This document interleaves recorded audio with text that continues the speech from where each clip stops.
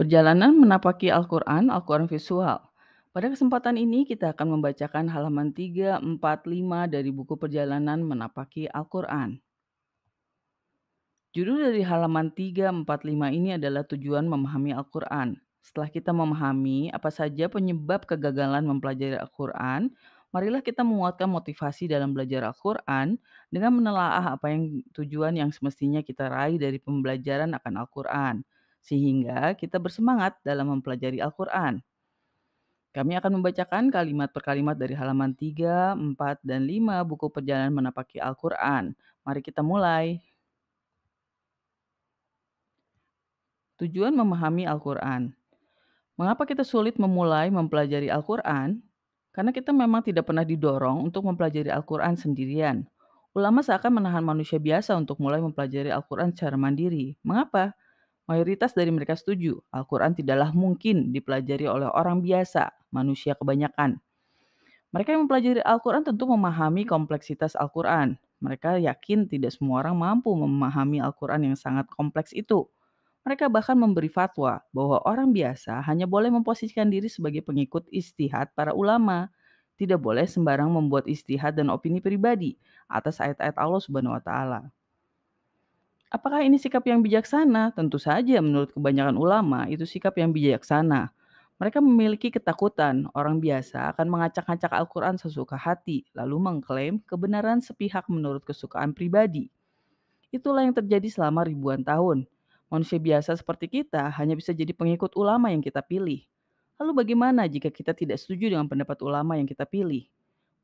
Bolehkah kita memilih ulama lain yang pendapatnya lebih cocok dengan pendapat kita?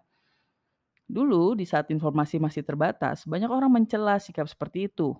Mereka yang berpindah-pindah panutan ulama dianggap tidak punya adab pada ulama. Tapi pada zaman ini, saat informasi tersebar luas, kita bisa memilih opini mana yang menurut kita paling mendekati kebenaran. Namun bagaimana jika kita tidak menemukan jawaban yang tepat untuk suatu hal yang mengganggu pikiran kita? Bolehkah kita mencari jawabannya sendiri dari Al-Qur'annya secara langsung? Masa sih ada pertanyaan yang tidak terjawab oleh para ulama dari dulu sampai saat ini? Sudah membaca keseluruhan terjemahan Al-Quran belum? Sudah membaca semua tafsir Al-Quran belum? Sudah membaca kitab-kitab ulama belum? Bukankah kehidupan ini begitu-begitu saja? Mana ada hal yang belum pernah dibahas oleh satu orang ulama pun?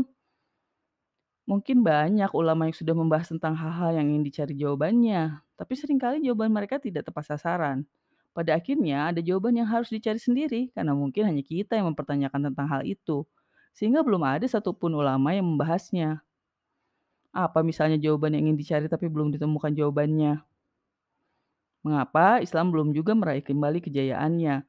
Banyak ulama merumuskan cara kembali meraih kejayaan Islam, tapi pada akhirnya rumusan yang ditawarkan malah mengarahkan pada Islam garis keras, yang seringkali diselewengkan menjadi gerakan terorisme. Begitu kan kenyataannya? Bukankah mudah jawaban dari pertanyaan bagaimana meraih kembali kejayaan Islam? Adalah dengan kembali pada Al-Quran. Iya, tapi kembali dengan cara seperti apa?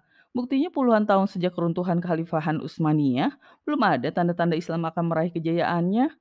Ah, masa? Bukankah Islam semakin merebak seluruh dunia? Suatu saat pasti akan ada masanya Islam kembali meraih kejayaannya. Benarkah? Mengapa spesimis itu terhadap umat Islam?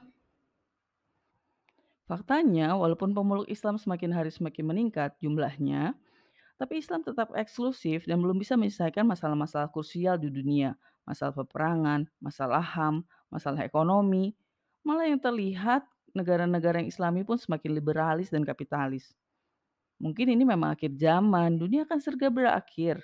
Biarkan manusia lain dalam keburukan selama kita tetap baik-baik saja tidak mengikuti gaya hidup orang kafir. Lalu bagaimana dengan kejayaan Islam sendiri? Apakah tidak mungkin Islam kembali berjaya? Ya, itu urusan Tuhan. Terserah Tuhan mau kembali menjayakan Islam atau tidak. Lah, jadi sebetulnya kita yakin Islam akan meraih kejayaannya atau tidak? Atau yang kita yakini sebentar lagi dunia aslinya akan hancur dengan terjadinya kiamat?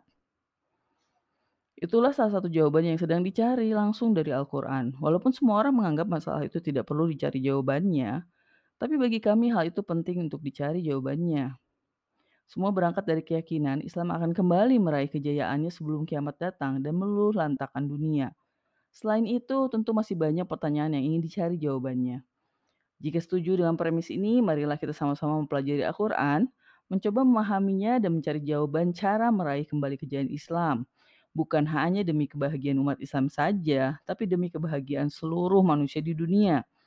Juga mencari jawaban dari banyak pertanyaan lain yang belum terjawab. Sekian pembacaan halaman 3, 4, 5 dari buku Menapaki Perjalanan dengan Al-Quran. Kita akan ketemu lagi di episode selanjutnya.